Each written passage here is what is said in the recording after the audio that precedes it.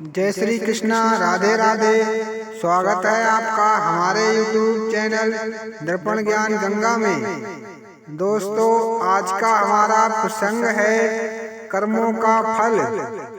एक दिन शंकर और पार्वती दोनों जग के भ्रमण पर निकले थे। घूमते घूमते रात्रि होने को आई तो उन्होंने एक सेठ का दरवाजा खटखटाया और उससे कहा कि हमें अपने यहाँ आज रात्रि का रुकने के लिए स्थान दे दो। तो वह सेठ बोला, देखो, मैं किसी अनजान व्यक्ति को अपने घर में रात्रि को रहने का स्थान नहीं दे सकता। अगर आपको रुकना ही है तो आप मेरे गोदाम में रुक जाइए। तो शिव शंकर भगवान बोले कि हे बेटा, हम तो उसी स्थान में रुक जाएंगे। तब भगवान शिव शंकर माता पार्वती को लेकर उसके गोदाम की तरफ चल पड़े और उसमें जाकर सोने को जा ही रहे थे जब तक उन्हें एक दीवार में छेद दिखाई दिया जिसमें से बहुत तेज रोशनी आ रही थी। तो भगवान शिव शंकर ने उस छेद को बंद कर दिया और दोनों लोग उस रात्रि को उस सेठ के गोदाम में सो गए।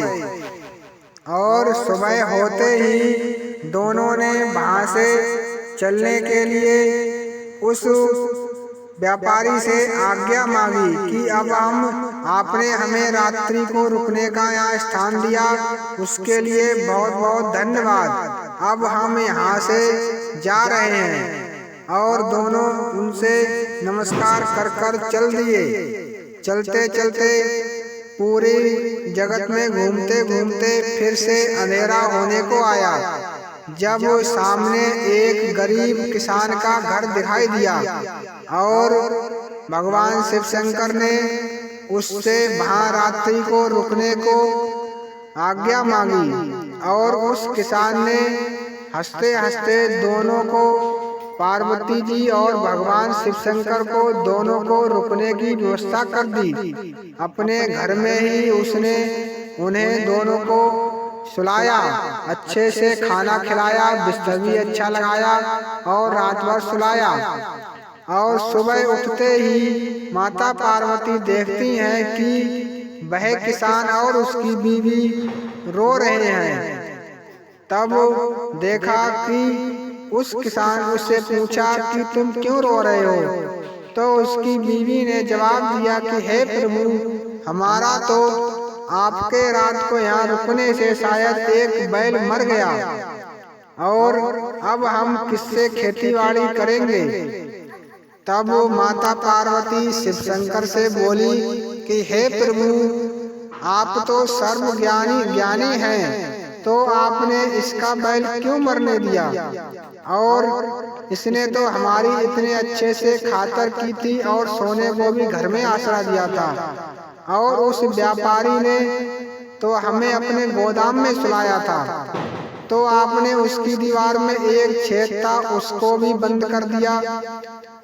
तो इसका क्या तात्पर्य है? तो भगवान शिव शंकर बोले कि हे पार्वती, उस व्यापारी के अच्छे कर्म पिछले जन्म में थे जिससे वह अब धन धान से भरपूर है, लेकिन अब उस धन धान के चक्कर में वह पड़ के सब अच्छी बातें भूल गया है और अच्छे कर्म भी नहीं कर रहा है। गरीबों का खून चूस चूस कर अपनी तिजोरियां भर रहा है।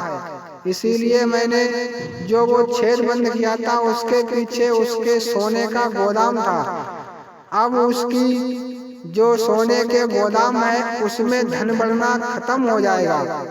और इस किसान ने पिछले जन्म में थोड़े बुरे कर्म किए थे, इसलिए मैं इसकी कोई सहायता नहीं कर पाया, जबकि मैं इसके घर में स्वयं विराजमान था, फिर भी इसका बैल मरने से मैं रोक नहीं पाया। इसी प्रकार प्राणी को अच्छे कर्मों का फल मिलने से कोई नहीं रोकता है, और अगर उसके कर्म अच्छे ना हो तो उसको स्वयं भगवान भी सुखी नहीं कर पाते। इसी को कहते हैं कर्मों का फल। जय श्री कृष्णा दोस्तों, राधे राधे। फिर मिलेंगे अगले वीडियो में।